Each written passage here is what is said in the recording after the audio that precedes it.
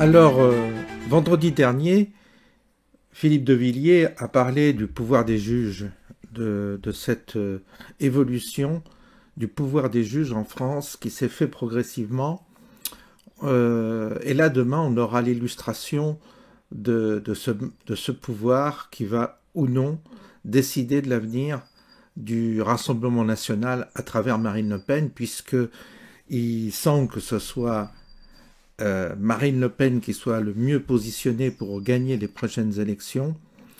Et sachant que minimum, on a 30% des juges qui adhèrent au syndicat de la magistrature, on a donc minimum 30% des juges qui pensent extrême gauche, qui pensent islamo-gauchisme, qui pensent comme ça, mais il y en a bien plus, parce qu'ils ne sont pas tous au syndicat, mais beaucoup pensent et pèsent du côté de la gauche, et dans les décisions, on le voit, ils sont évidemment cléments avec les voyous et très durs avec les gens honnêtes. C'est l'inversion. Ils ont pris le pouvoir, et on va écouter, il suffirait d'entendre tous, il y a toute une démonstration, un développement qui a été réalisé, qui est trop long, je ne peux pas vous le passer, par Philippe de Villiers, qui était excellent. Là, je vous ai sélectionné juste un extrait de cet échange qui a eu lieu sur CNews. Ça montre un peu la teneur du contexte dans lequel on est, qui est très très inquiétant, bien entendu. On écoute Philippe de Villiers. C'était d'appliquer les lois. Bon. Alors, qui sont les gens qui ont fait cette loi sur l'exécution provisoire? Qui sont ces imbéciles, ces incultes députés de la nation qui ont fait le beau en expliquant qu'il fallait donner plus de pouvoir à la magistrature? Est-ce qu'ils n'ont pas vu qu'il y a un énorme problème aujourd'hui de formation des magistrats? Les magistrats aujourd'hui, pour 30% d'entre eux, ils dépendent du syndicat de la magistrature. Et donc, en fait, ils sont dans l'inversion victimaire. C'est la victime qui est coupable, parce que la victime, c'est la société, et c'est le délinquant qui doit être protégé. Voilà. D'où pas de prison, etc. Enfin, on est dans tout ça. Vous voyez, et donc là, aujourd'hui, je me dis, mais qui demain va faire de la politique? Parce que ils trouveront toujours sur n'importe qui de quoi ternir l'image de quiconque. Vous voyez, c'est une machine. Il faut toujours se méfier des juristes. Royer-Collard disait, les révolutions commencent toujours avec les juristes, ça se termine toujours sans eux. Les juristes, regardez, la révolution, c'était des juristes. Ça, vous avez vu la guillotine. Ils sont envoyés à la guillotine juridiquement, vous voyez. Voilà. Les juristes, moi, c'est moi qui commande à mon notaire, c'est pas le notaire qui me commande. Un juriste, il doit obéir.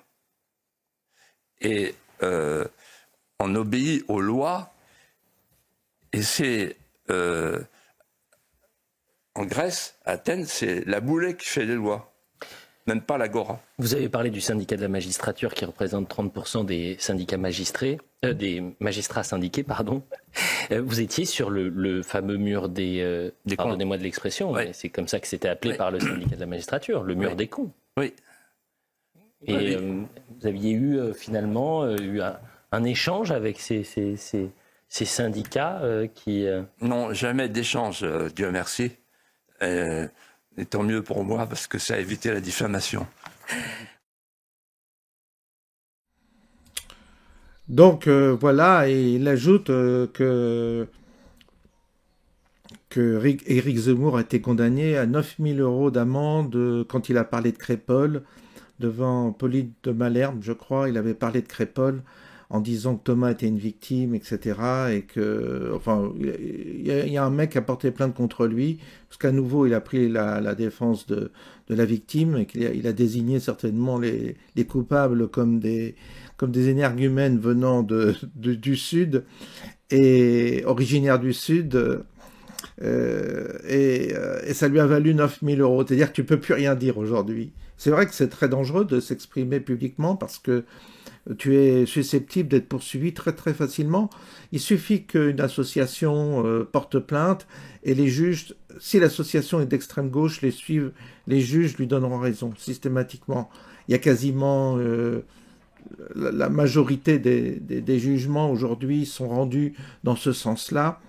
Et donc, on va voir demain ce qui va c'est très intéressant, hein, demain, on va voir ce qu'il en est pour Marine Le Pen.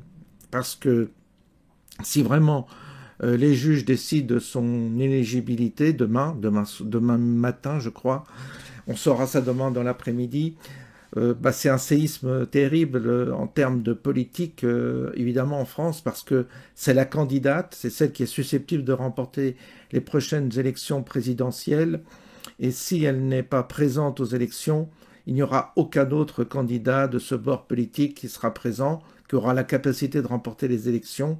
Il ne restera plus que Édouard Philippe et puis la gauche, Mélenchon.